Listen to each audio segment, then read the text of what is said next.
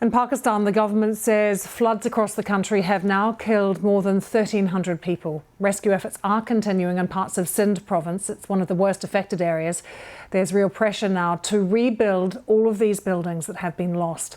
Climate Change Minister Sherry Rahman said that international expertise will be needed to help make the country's infrastructure climate resilient.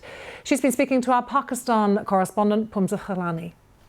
In Pakistan, where there was very little climate literacy, it's been a real uphill task. But this year has brought so many cascading calamities, one after another, that naturally people ask, what is it that we're doing wrong? So we may be developed wrong, we may have built hotels in the wrong riverbed, say in Swat, we may have not had enough storm drains in a big city like Karachi.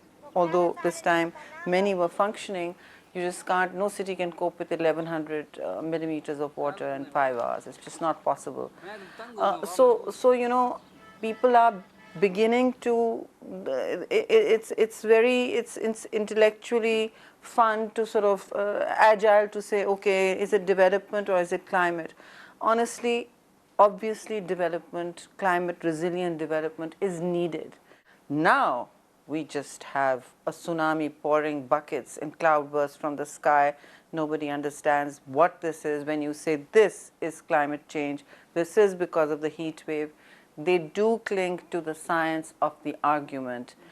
However, public anger remains what it is. If you can't get food to eat or shelter, you ask yourself, and you've seen it on the ground, the needs are so great, the gap is so great, that the government is struggling with all 3 military forces on the ground, fully deployed, all of us, to get people to ground. You know, that's the issue really.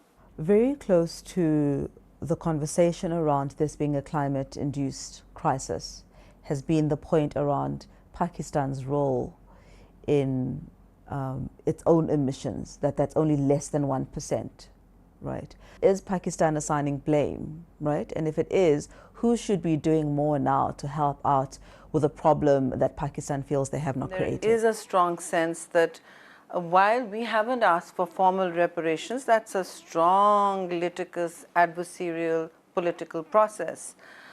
We have certainly made the moral case for compensations for loss and damage at the Conference of Parties that we expect to be at in Egypt next in November, and even at the last one, loss and damage and the privileging or rather prioritizing of adaptation and adaptation resources for countries that are at the ground zero of this climate catastrophe. The world did not take the actions it was meant to, and by that I mean the richer countries who've gotten rich on the back of fossil fuels and have been burning their way to, you know, until kingdom come. And now we have a situation where those of us, even Africa, is a 3% emitter, all of it. So those countries, including ours, are now feeling the heat, quite literally, of other people's development and greed.